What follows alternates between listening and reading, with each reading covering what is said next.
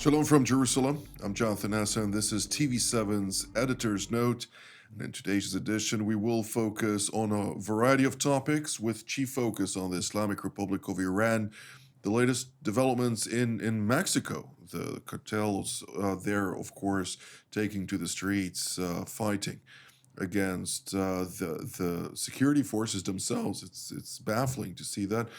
The situation in Europe, the implications of all those various developments on the Israel-U.S. alliance. But before all that, let's introduce our guest for today, my dear friend and colleague, Ambassador Danya Ayalon, formerly Israel's ambassador to the United States, Washington, as well as Israel's deputy foreign minister and a longtime contributor to TV7 Israel. It's a pleasure having you, sir.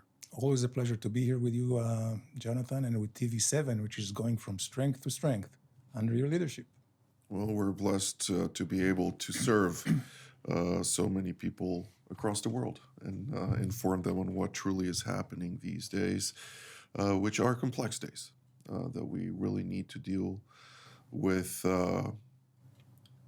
focusing on the scrutiny of others is never healthy, because you realize how redundant sometimes the reporting is, and therefore we're trying to get as much as possible in depth and with knowledgeable individuals just like yourself to provide all that information is a true blessing.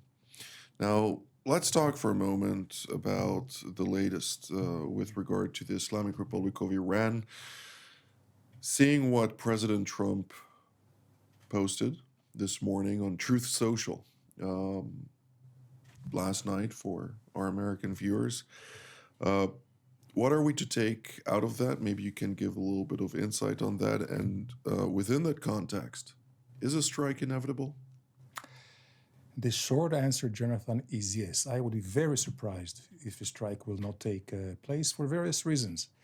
I believe that this latest retweet of Trump, of the Mark Levin's, the Fox contributor,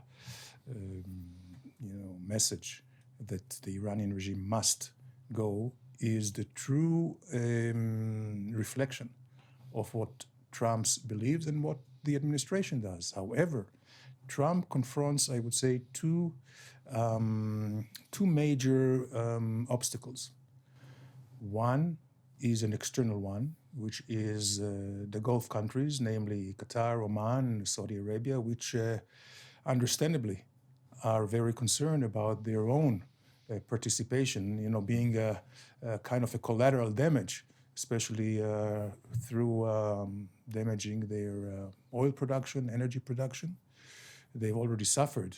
Saudi Arabia in 2019, where 50% of their production was actually paralyzed by Iranian-sent Houthis. So this is one thing. Turkey, of course, has a very, very vast interest here, as they want to keep hegemony. They want to keep Iranians out of their border, but also they do not want to see any benefits for Israel from bringing Iran down. And then there is this internal front, which is by the MAGA, the isolationist, headed by J.D. Vance, the vice president, a few other major figures there, like Tucker Carlson and a few others.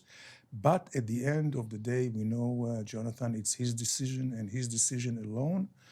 And so long as the Iranians are showing intransigence and no inclination to even compromise in a sensible way, I think it's inevitable. We are talking about two different systems here. We have Trump, very unexpected, and is a master of deception. And I believe this is how we should see all the different, sometimes conflicting messages coming from Washington. But then you have a very rigid regime in Iran, a very old and obstinate Ayatollah, 87 years old. He cannot change.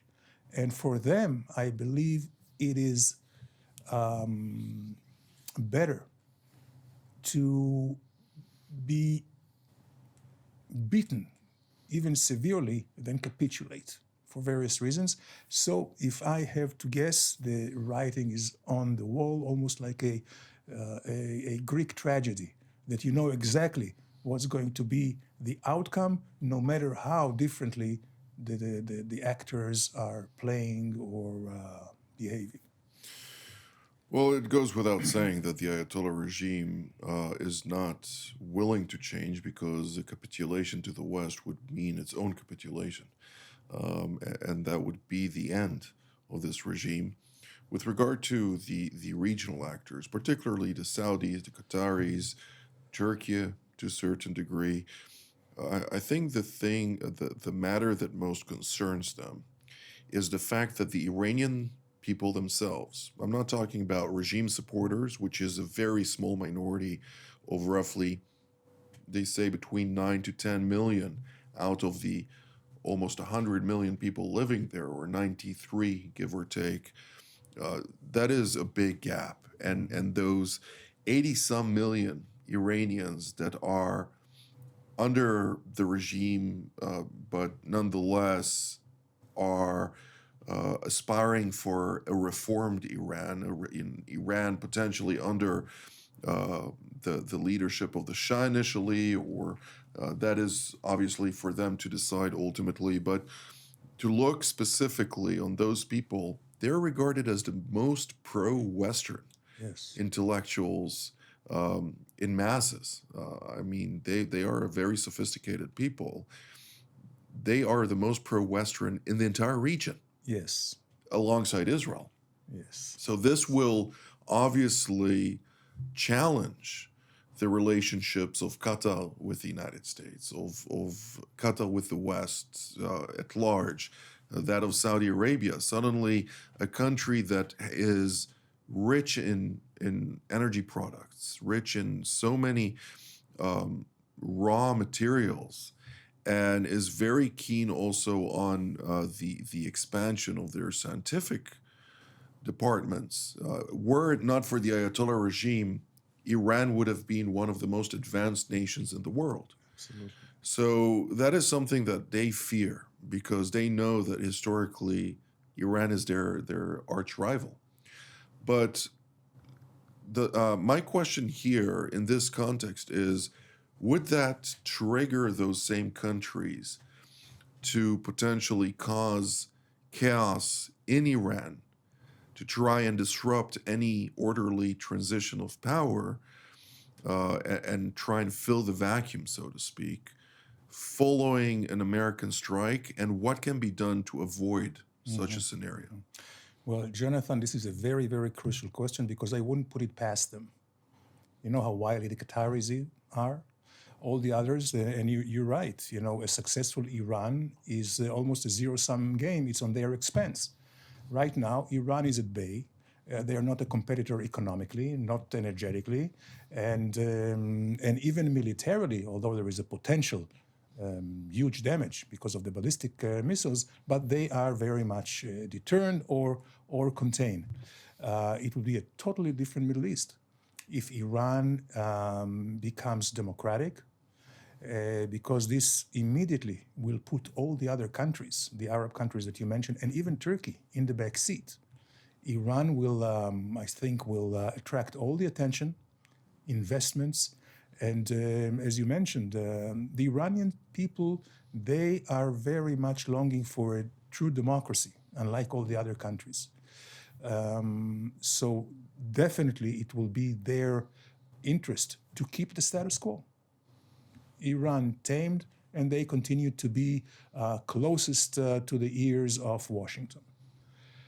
Whether they will go the extra mile and try to disrupt and try to, in a way, derail any democratic process, this is a big question. Certainly they will not do it overtly because of the wrath from the West. Naturally, right. But they could certainly easily do it in a very undercover way. And the way to avoid it, I think, is to just lay it out very straight to them, mostly by the Americans. Don't. Well, it's not just that. I mean, European countries following the rollback on reliance on Russian energy products have diverted heavily towards Qatar, heavily towards the Saudis, but predominantly Qatar, which has really enjoyed very significant liquid gas, natural gas export deals that are flooding Europe right now. Now, if the Iranians come into the picture, they are much larger than the Qataris, also when it comes to their energy products. So there is also this European angle to this equation that needs to be taken into account, and these are just, the brunt of what actually underlays all of that it's quite significant. But let's focus one moment on the proxies. We see reports that are founded on intelligence readings by senior military and other type of intelligence agencies that the Shiite militias in Qatar, in Iraq, the Shiite militias in Yemen, the Houthis namely, and the Iranian proxy in Lebanon, Hezbollah, are preparing themselves for a potential confrontation. Now, Israel just over the weekend has eliminated all the senior command, as senior as they get these days, but all the senior command of Hezbollah's surface-to-surface apparatus, namely the various ballistic missiles or the various missiles that were shot towards Israel. The command and control of that has been completely wiped out over the weekend. Hezbollah has not even reacted. No. But nonetheless, there are concerns that they may once again inadvertently seek the opportunity to join the fight to just save face from the June attack, the June war between Israel and Iran, that saw the Lebanese proxy, the most potent proxy of the Islamic Republic, sit on the sidelines. Yes. And they're under pressure. The Iranians just don't, pull any stops here. They are putting a direct pressure, trying to actually insult them for being cowards from the June operation. And what Israel did was a classic preemptive attack by taking the leadership of the surface-to-surface apparatus of the Hezbollah. Whether they will do something or not, I am not sure.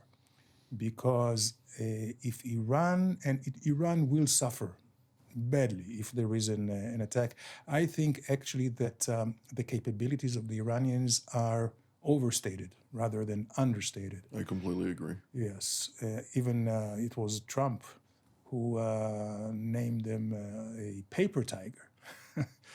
So I'm not sure, although they are trying to save face on the one hand, but also show the Iranians in a way to deflect any more Iranian pressure.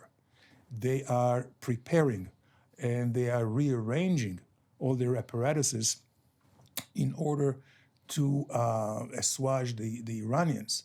But once an operation starts, I'm not sure that they will be keen to do that, because they know whatever residual capabilities they have, and they do have, but they risk that.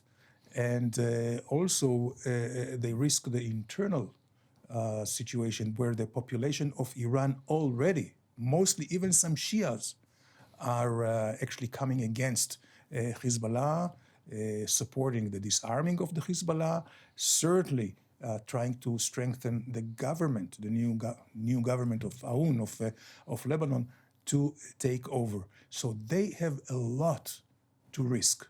So I think they are keeping a modicum of helping the Iranians and maybe gearing to help Iran.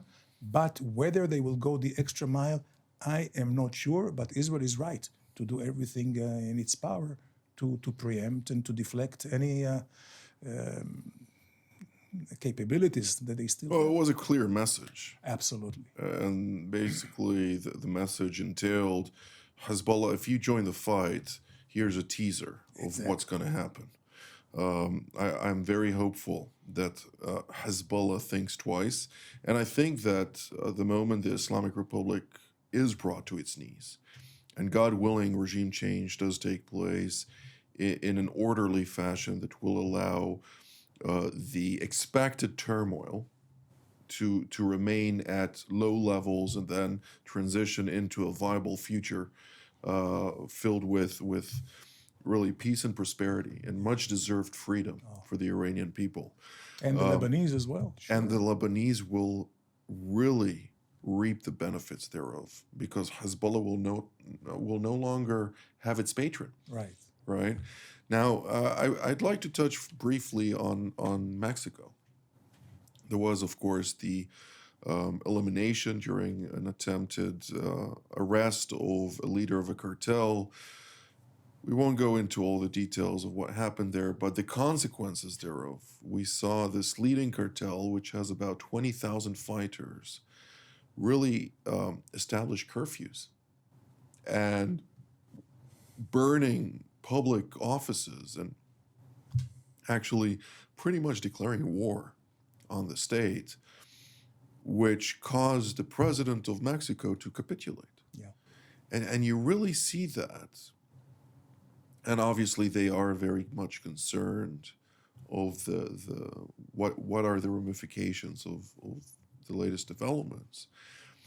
But it is to show that such a cartel, which has ties to Iran, which has ties to Hezbollah, the incident of Maduro, where the really impressive operation by the Americans to extract him out of the lion's den, so to speak, where now you see Venezuela alter its political course in such a dramatic way. You see the change throughout Latin America, South and Central America, not just South America.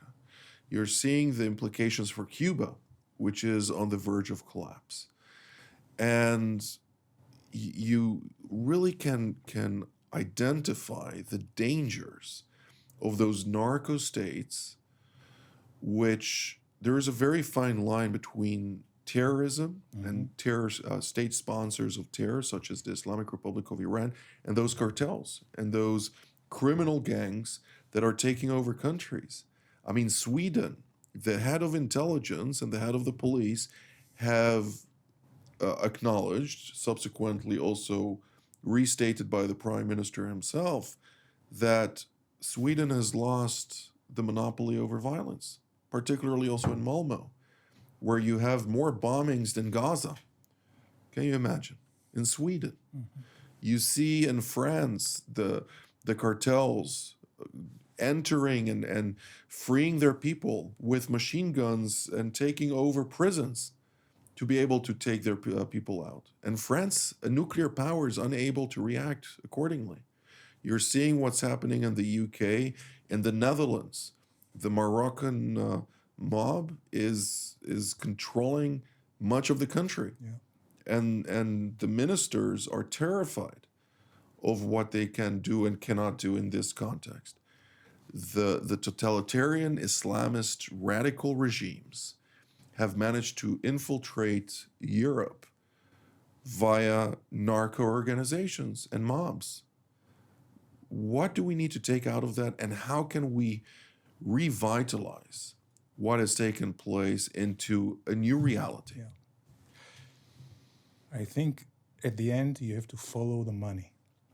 The main reason we have had a flourishing crime and terrorism throughout the world, not just in Latin America, as you mentioned, in Europe, of course, here in the Middle East, is the fact that they had abundant quantities of money that came from narcos, from narcotics. They also have now a more efficient way, undetectable way for them to move funds around through the cryptocurrencies.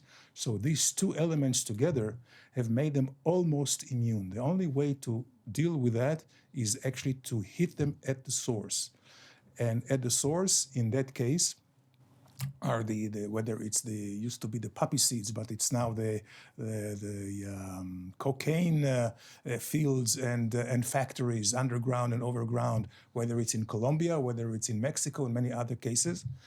Lebanon, the Hezbollah, also a big chunk of its finances come from narco trafficking. The former Assad in Syria, the major, I would say, income that the Assad, it was Captagon, right, throughout the world, absolutely. So I think that what we see now, and this is, I think, should be attributable to Trump and the Americans, that they now take a comprehensive view vis-a-vis terror, understanding that the next layer is the narco trafficking, the money, and the source itself.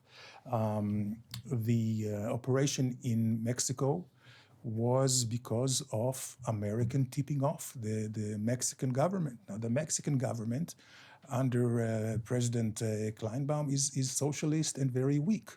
Macron is very weak, and many other governments around the world, which they are very, very, I would say, not inclined to approach or to face all those challenges. I think Trump is showing the way.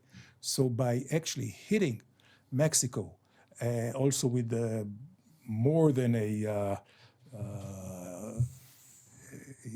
more than an intention to go into Colombia and other places, is a way to not only show and bolster the governments, weak governments, whether it's in Nicaragua or Colombia or Mexico. I believe by drying out the flood of money, including cryptocurrency, is really going to close on Hezbollah, close on Iran. Venezuela is the same thing. Opening the Venezuela oil to the free markets, it's also going to hurt Russia and this the shadow fleet of Russia or China or Iran. So in a way, you see here, I would say for the first time in many years, a real thought-out, comprehensive American policy of ridding the world from this scourge of terrorism and narco-trafficking. We are drawing near the end of our program today, but yet I'd like to ask about the U.S.-Israel alliance. How would you characterize it today? I would say today mostly it's a alliance of deeply intertwined interests. Values are not very much let's say, a big currency these days, because, and maybe this is the time that we have seen, and Trump is somebody who has his instincts that values, with all due respect, are very important when you deal with it, in your own country, freedom, equality, and all that. But I think the history showed that values are not effective enough measures against totalitarian regimes. But if we bring the Christian evangelical community in the United States, and also some Catholic parts and other Protestant parts of society in America, the Judeo-Christian foundation of both Israel and the United States is very strongly intertwined. It is, and it should be. It's a natural alliance, of course, from time immemorial. But this alliance, again, this natural Judeo-Christian alliance, heritage, traditions, history, common future, is under attack.